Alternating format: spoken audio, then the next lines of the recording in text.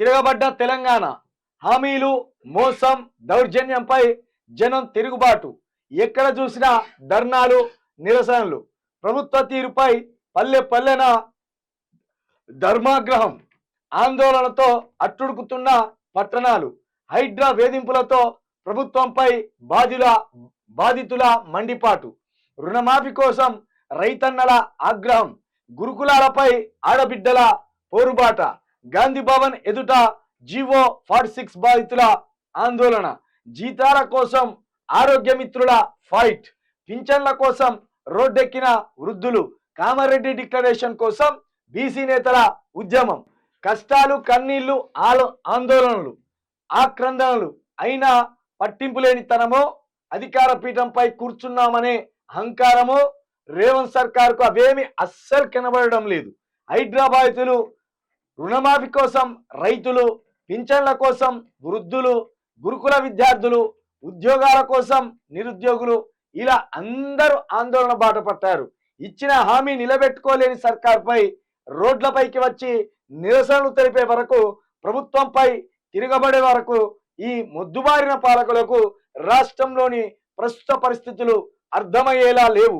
వారి కష్టాలు కనబడేలా లేవు. మూసి వైపుగా హైడ్రా అడుగులు బడుగుల ఇండ్లపై పిడుగులు రుణమాఫీ కోసం రైతుల జంగ్ సైరన్. ఇక్కడ చైతన్యపూరిలో మార్కింగ్ కు వ్యతిరేకంగా నిరసనకారులు ఎదురు తిరిగిన ఫోటోను చూడొచ్చు.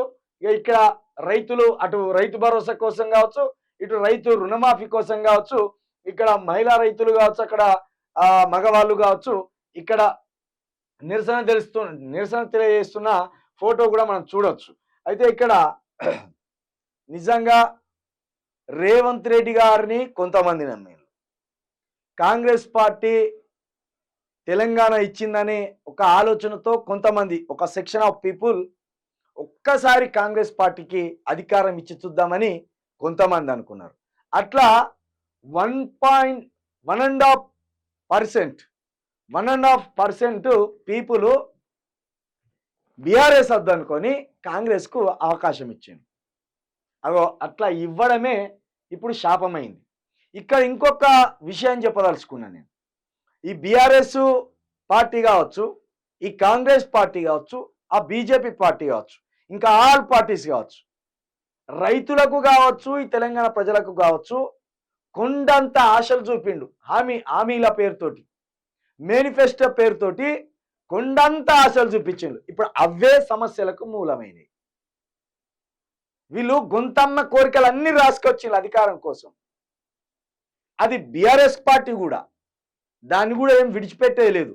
అసలు ఈ హామీలు సాధ్యమవుతాయా కావా, ఇవి నెరవేర్చగలమా లేదా అనేది పట్టించుకోలే. అధికారమే లక్ష్యంగా వరాల జల్లు కురిపించింది. అవి ఇప్పుడు కొండంత స్థాయిలో ఉన్నాయి. అవి ఇవ్వాలంటే బడ్జెట్ సరిపోదు. ఒకవైపు రాష్ట్రానికి బడ్జెట్, మరొక వైపు హామీలు. ఇవి నెరవేర్చలేరు. ఒకవేళ కేసీఆర్ కనుక మళ్ళా అధికారంలోకి వచ్చినా ఇక కేసీఆర్ ఇంట్లోకి పోయి కొట్టేంత పరిస్థితి ఏర్పాడు. ఎందుకంటే అప్పటికే కేసీఆర్ మీద తీవ్రమైన వ్యతిరేకతకు ఒక సెక్షన్ ఆఫ్ పీపుల్ వచ్చేసింది.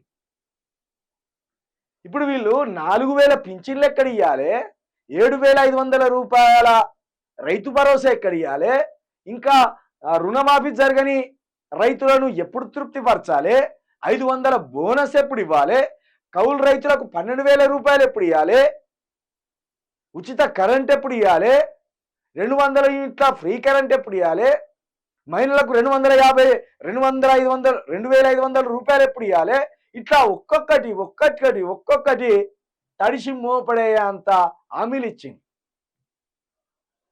ఇవి బడ్జెట్కి పొంతనలేని హామీలు. కాబట్టే ఇప్పుడు సమస్యల వలయంగా మారిపోయింది తెలంగాణ.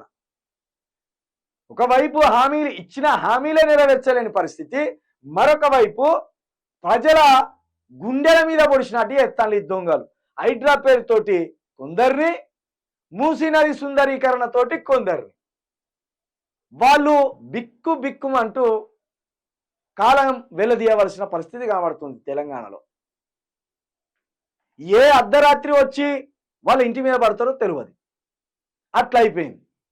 ఇక ఈ బీఆర్ఎస్ పార్టీ కొంత తన వంతుగా బాధితుల పక్షాన నిలబడే ప్రయత్నం చేస్తున్నది.